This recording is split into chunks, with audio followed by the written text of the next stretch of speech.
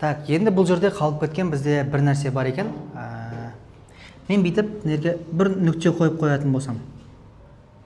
И мынаның бізде тоже вектор екен. Қандай вектор болады? Қараңыздар, нүкте болып тұр, оны нүктелік вектор деп айтуға болады екен. Былай айтқанда, нүктеге қарап, векторды былай айтады да, қараңыздар. Мынау басы болады вектордың. Мына жердегі нүкте несі болады? Соңы болады. Мына жерден басталды, ана жақтан аяқталды ғой. Басы мынау, соңы мынау екен. Басы да соңы да бір нүктеде жататын не бар екен, вектор бар екен.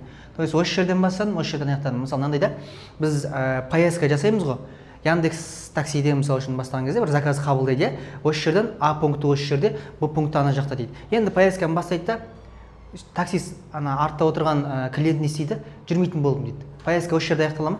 А пункті осы жерде, поездка басталды, аяқтаған кезде қайтадан осы жерде аяқтаса не болады? Нүктелік. Нүктелік вектор болады, нөлдік вектор. Жол жүрілді ма? Жол жүрілген жоқ. 0 километр ғой. Бастады да передумал. Просто ойланды да жүрмейтін болды. Не болады екен? Нөлдік вектор деп нөл деп үстіне қояды екенбіз. То есть бастаған жерде осы жер, аяқталған жерде осы жер болып тұр. Енді қараңыздар, бұл жерде былай ойлауға болады, мынаның бағыты қайда жатыр деп айтуға ше. То есть оңға кетейін деді ме, жоғарыға кетейін деді ме, или стенаға ары қарап кетті ме, бізге қарап кетті ме, білмейміз ғой. Болмаса мына ана жаққа қарап, терезеге қарап кетіп жатыр, бағытын көріп тұрмыз ба мынаның? Негізі көрмейміз е. Сол бүкіл жағдайдың барлығы осының ішінде жатыр екен. Елестетеді.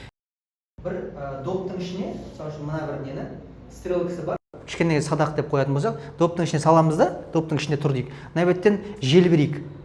Жел беретін болса, мына стрелка айналып тұра ма ішінде бүйтіп?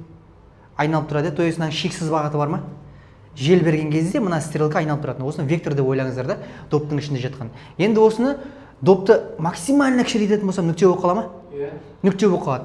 Нүктелік вектор, бірақ бағыты бар ма?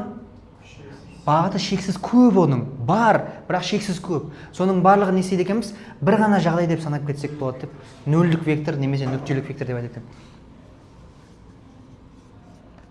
Нөлдік немесе не деп айтады? Нүктелік вектор деп айтады екенбіз. Міне, векторлармен алғашқы танысуымыз бізде осындай. Қазір енді бұлардың барлығын біздер координатаға енгізіп, осы вектор үстінде амалдарды жасайтын боламыз.